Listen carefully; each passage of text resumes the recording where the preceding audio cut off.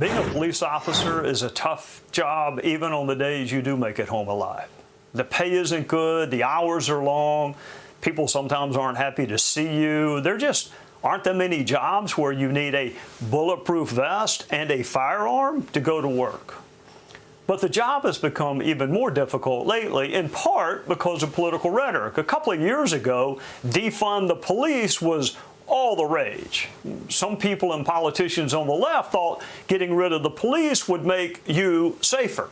It was lunacy then and now, but the media bought it, and that's what we heard, defund the police, except the voters didn't like it.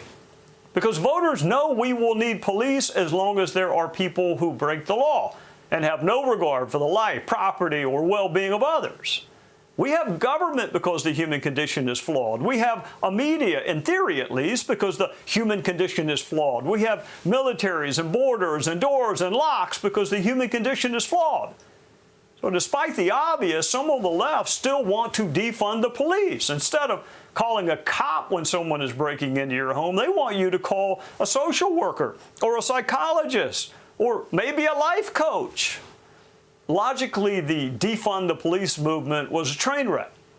Politically, it was even worse. So the smart politicians on the left figured out, we got to stop talking about something as stupid as defunding the police. It's a dumb idea, and there just aren't enough protesters or arsonists or New York Times reporters for us to win elections talking about defunding the police. So most stopped talking about it. But they forgot to tell Congresswoman Cori Bush. Watch and listen. See, the thing about defund the police is we have to tell the entire narrative. People hear defund the police, but you know what they'll say? Say reallocate, say divest, say move. But it's still the same thing. We can't get caught up on the words. If you could do it again, would you still double down or use that slogan, defund the police? Absolutely. You would? Absolutely. I'm not sure where to start. She said we can't get caught up on the words. Well, what else would we get caught up on?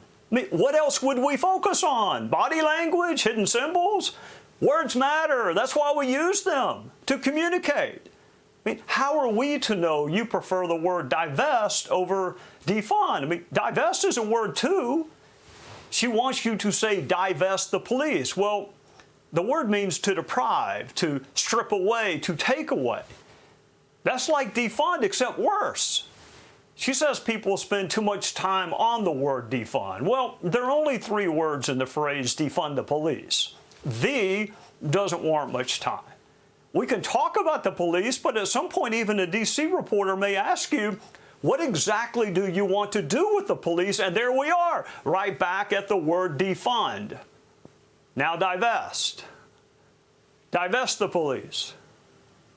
I think we have it now.